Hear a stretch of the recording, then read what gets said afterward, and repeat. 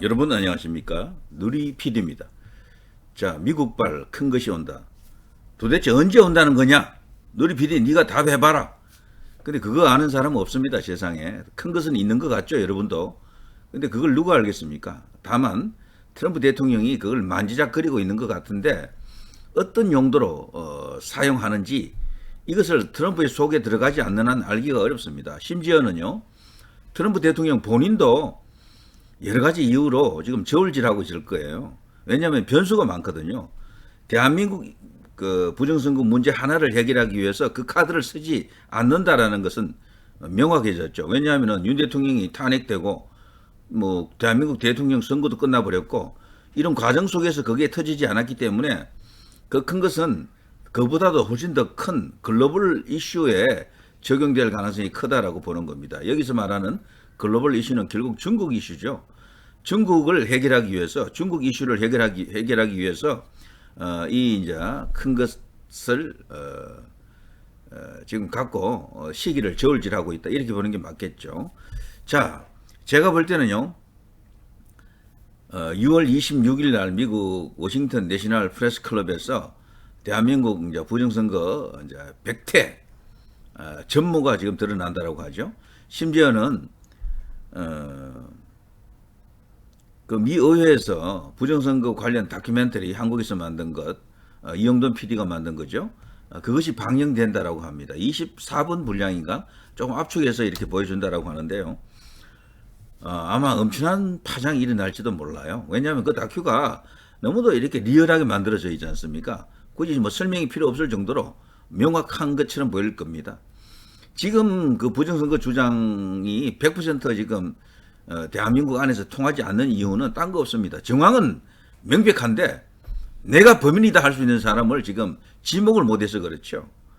그리고 실질적으로 현행범이다라고 할 수 있는 사람을 딱 이렇게 지목하지 못하다 보니까 주장은 있는데 이 범죄 성립 요건 중에 뭐 어쨌거나 뭐 하나가 빠져 있는 거죠. 거기다가 주요한 메이저 언론들이 전혀 거론치 않고 부정선거 주장을 오히려 음모론으로 몰아가고요.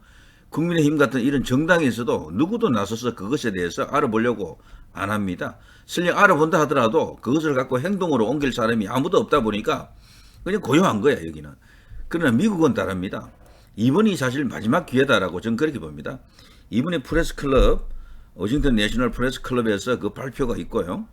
그리고 향후 한 달 내지 2달 정도 이 안에 대격변, 대반전이 일어나지 않으면 저도 이제 그때부터는 더 이상 부정선거 이야기는 안 하려고 합니다. 앞으로 한 100일 정도예요. 앞으로 100일 정도. 이 안에 뭔가 끝을 내지 못하면은 이제 언급해도 소용이 없다라고 생각합니다. 아무런. 왜냐하면 노무현 대통령 때도요, 그 부정선거 이슈가 있었거든요. 그게 언제입니까 벌써? 2002년 아닙니까? 23년 전입니다. 그때도 부정선거로 당선되었다라고 주장하는 우파 일각의 목소리가 있었거든. 소위 이제 이 개표기를 통해서 전산 조작을 통해서 당선된 최초의 인물이다. 가짜다. 진짜 대통령은 이회창이다. 그 연장선에서 보면 이번 대선도 조작된 것이다. 진짜 대통령은 김문수다. 이재명은 가짜다. 이렇게 주장이 있거든요. 근데 그 기간이 엄청나게 길었단 말이죠. 그런데도 아무런 해결이 없었고 뭐 나아가진 점이 아무것도 없어요.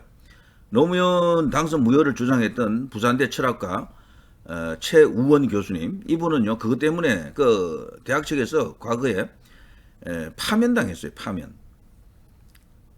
그리고 요즘은 이제 부정선거 운동을 이제 안 하시는 것 같아요. 그리고 미국으로 가셨다라는 제가 말을 들었는데 누군가로부터. 안타까운 일이죠. 그 운동을 무려 10년 넘게 했다니까요. 10년 넘게. 그런데도 뭐 전혀 우리 이제 언론에서 조명 안 해주고 이러니까 그냥 그대로 묻힌다. 그래서 이번 이 사태도 마찬가지입니다. 이번에 이게 마지막 기회라고 봅니다. 미국에서 이 워싱턴 내셔널 프레스 클럽에서 발표 같은 이런 일이 과거에는 한 번도 없었거든. 이것이 이번에 이제 드디어 비로소 전 세계를 향해서 목소리가 터지는 겁니다.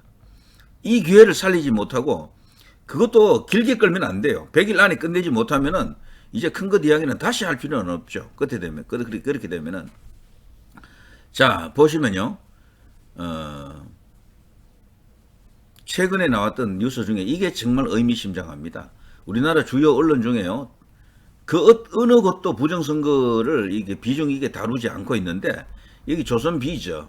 여기는 조선일보로 보면 안 되고요. 조선일보의 이제 반개 조직이다 이렇게 보는 게 맞겠죠. 여기서 놀랍게도 이런 뉴스를 내보냈습니다. 6월 20일자 기사인데요. 미국 상원에서 지금 뭔가 의심하고 있습니다. 중공의 미국 대선 개입 의혹인데 바로 트럼프가 지난 재선 도전에서 지금 실패했잖아요. 바이든이 이제 대통령 될 때 그때 그게 조작이었다, 부정선거다라는 일관된 주장을 하고 있는데 전 세계 이제 정치 지도자 가운데요, 국가 원수 가운데 부정선거 이야기를 노골적으로 입에 올리는 유일한 인물은 이 트럼프 대통령밖에 없습니다. 그것도 전 지구촌에서 가장 힘이 센 나라의 대통령이 지금 이것을 공식적으로 말을 하고 있기 때문에 이제 단순히 음모론으로 치부할 수가 없는 겁니다. 그리고 트럼프 대통령을 지지하는 사람들은 그거 부정선거를 믿고 있어요. 미국과 한국이 다른 점이 그거라니까요. 한국에서는 보수 안에서도 우파 안에서도 부정선거 아니다라는 사람들도 굉장히 많습니다. 저는 더 많다고 봐요. 더. 제가 주변에서도 겪어봤고 실질적으로 뭐 조갑지 정규재 같은 사람만 있는 게 아니에요. 나는 보수다라고 하는 사람들, 내가 봐도 명백히 보수가 맞는데 그런 사람 중에서도요, 부정선거 아니다라고 이야기하는 사람들 꽤 많이 봤습니다.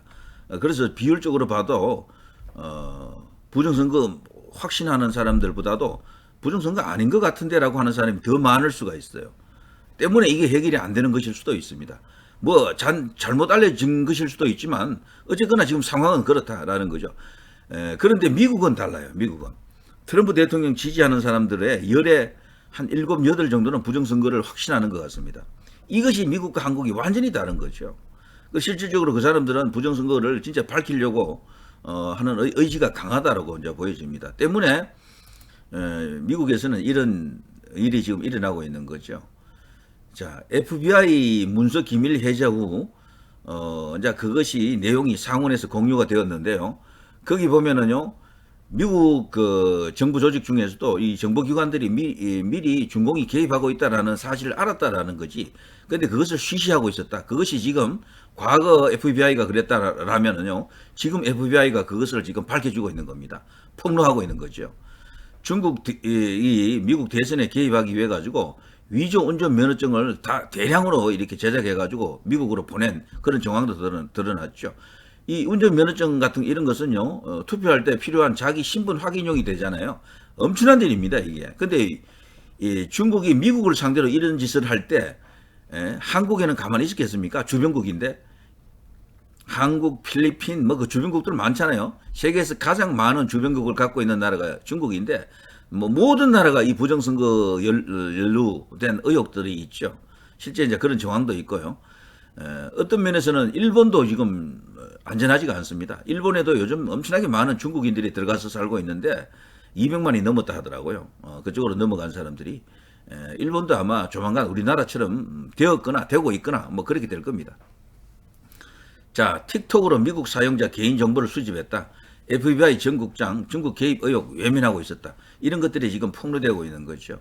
자, 심지어는 말이죠. 미국 안에서도 특히 이제 트럼프 대통령 정부 안에서도 부정선거 이제 규명을 위해서 본격적으로 어떤 로드맵을 이제 밟고 나간다라는 그런 목소리가 터지고 있습니다. 의회 안에서도 조만간 공화당 의원들이 지금 현재 상하 양원을 다 장악하고 있잖아요. 그러니까 트럼프 대통령은 막강한 대통령입니다. 그냥 힘없는 대통령이 아니에요. 대한민국은 이재명이 지금 국회까지 장악했고 뭐 사법부까지도 장악한 것처럼 보일 겁니다.